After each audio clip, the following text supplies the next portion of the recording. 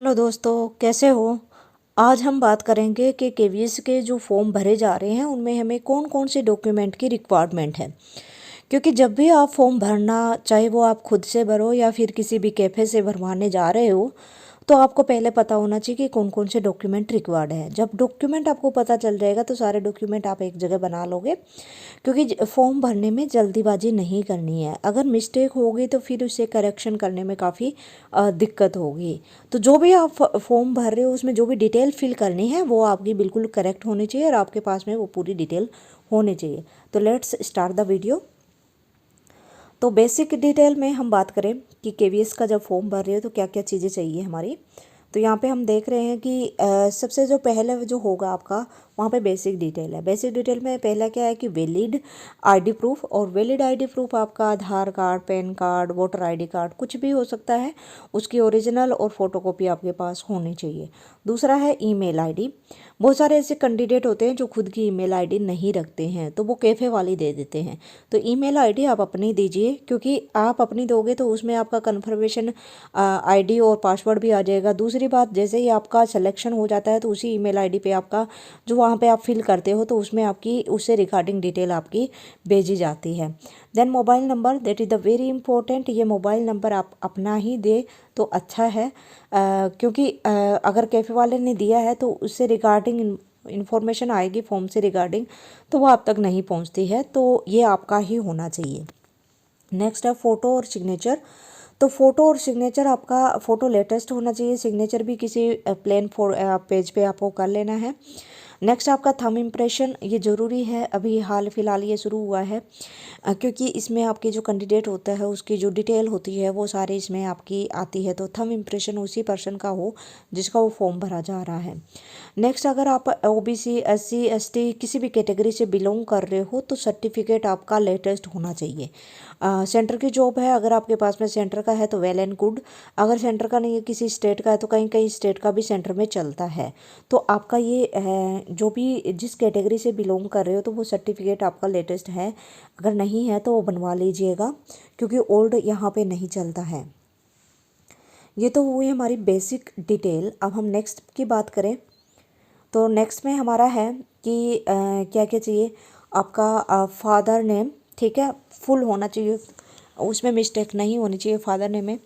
और mother name है, ठीक है। ये आपका जो 10th की सर्टिफिकेट है आपको उससे मिल जाएगा। डेट ऑफ बर्थ और आईडी प्रूफ, अभी हमने बातें कर ली कि आईडी प्रूफ में क्या क्या होना चाहिए। एड्रेस, प्रॉपरली एड्रेस देना है आपको, क्योंकि जैसे ही आपका सिलेक्शन हो जाता है तो वैसे तो आजकल ऑनलाइन आने लगा है, पर फिर भी कई बार इनका जो ऑफ़र लेटर होता है, चाहे इंटरव्यू का है हो या फिर आपका ज्वाइनिंग लेटर हो, तो वो आपका बाय पोस्ट आपके घर आता है। मेरे भी घर आया था, तो इसलिए ये एड्रेस है, आपको ऐसा एड्रेस देना है जो आपका मतलब कि घर में कोई भी आपकी पोस्ट है वो पहुंच सके। ये तो हुआ हमारा पार्ट ए में। पार्ट बी में आपका पोस्ट डिटेल होती है। पोस्ट डिटेल जिनको हम थोड़ा सा डिटेल में देख लेते हैं। तो यहाँ पे थोड़ा सा देखो, कैंडिडेट डिटेल जो अभी हमने डिटेल में बात कर ली थी ऊपर, ठीक है। और पार्ट बी में जो स्टेप 2 या पार्ट बी है वहाँ पे पोस्ट डिटेल। पोस्ट डिटेल में चाहे तो आप एक ही भर सकते हो, दो भर सकते हो, या फिर आप तीनों में एलिजिबल हो तो तीनों भर सकते हो, क्योंकि उसी के अकॉर्डिंग आपकी फ़ीस बननी है। तो पीआरटी, टीजीटी, पीजीटी आपको सेलेक्ट करना है वहाँ जाके। और टीजीटी पीजीटी में आपको फिर फर्दर सब्जेक्ट भी आपको सेलेक्ट करने हैं कि किस सब्जेक्ट के लिए आप अप्लाई कर रहे हो। नेक्स्ट जो आता है, नेक्स्ट पार्ट होता है, उसमें आपका तो सिटी जो सेंटर की होती है, क्योंकि ये फॉर्म में मेंशन है कि कौन से स्टेट में कौन सी सिटी है, ठीक है। तो आप जिस स्टेट से भी बिलोंग कर रहे हो तो वहाँ पे कौन कौन सी सिटी है, तो आपके नज़दीक जो सिटी पड़ रही है आप उसे चूज कीजिए, वही आपका एग्ज़ाम का सेंटर आएगा। अगर आप दूर की चूज कर लोगे तो फिर इसमें बाद में कोई चेंज का ऑप्शन नहीं है, आपको दूर जाके एग्ज़ाम देना पड़ेगा। तो अच्छा ये है कि पहले से आप चेक कर लो कि कौन सी सिटी आपके नज़दीक पड़ रही है, उसी को आप उसमें चूज करना, ये बेस्ट ऑप्शन है कि नज़दीक ही आपका सेंटर आ जाए। नेक्स्ट है कि पोस्टिंग जोन। पोस्टिंग जोन का मतलब है कि केवी में हमारा जो जोनल सिस्टम है कि नॉर्थ ईस्ट जोन है, आपका central zone, central India zone है, साउथ इंडियन जोन है, तो उसके अकॉर्डिंग इसमें आपके स्टेट होते हैं अलग अलग। आपका सिलेक्शन होने के बाद में आपकी पोस्टिंग वहीं मिलती है, पर ज़रूरी नहीं कि आपने जो सेलेक्ट किया जोन उसी में मिले। ये डिपेंड करेगा बाद में आपके मार्क्स कितने हैं, आपकी मेरिट में कौन सा नंबर है, ठीक है। पर लेकिन मोस्ट चांस यही रहता है कि आपने जो सेलेक्ट किया है उसी के नज़दीक या फिर वही मिलना है।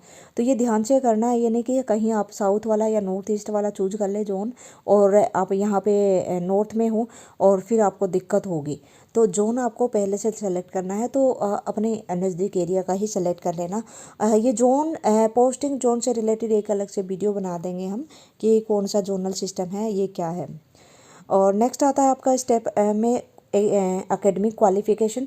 एकेडमिक क्वालिफ़िकेशन की अगर हम बात करें तो यहाँ पे पूरी आपकी जितने भी 10th से लेके और अगर आप पीजी के लिए भर रहे हो, पीजीटी के लिए भर रहे हो, तो आपकी जो पीजी यानी कि एमए है या फिर मास्टर डिग्री जिसमें भी है वहाँ तक की डिटेल आपको भरनी है। तो ज़रूरी है कि जितने भी आपको यहाँ पे आपके रोल नंबर भी पूछे जाने हैं, ठीक है, और यूनिवर्सिटी नेम भी पूछा जाना है या बोर्ड नेम है आपका पूछा जाना है, टोटल नंबर पूछे जाने हैं, परसेंटेज पूछे जाने हैं। तो ये सारी डिटेल है आपको पहले से एक पेज पे लिख लेनी है, जैसे कि आप फॉर्म भर रहे हो तो वहाँ पे आपको कोई दिक्कत ना आए। और नेक्स्ट में है कि अगर आप पीआरटी और टीजीटी के लिए भर रहे हो तो इन दोनों के लिए आपको सीटेट रिक्वायर्ड है।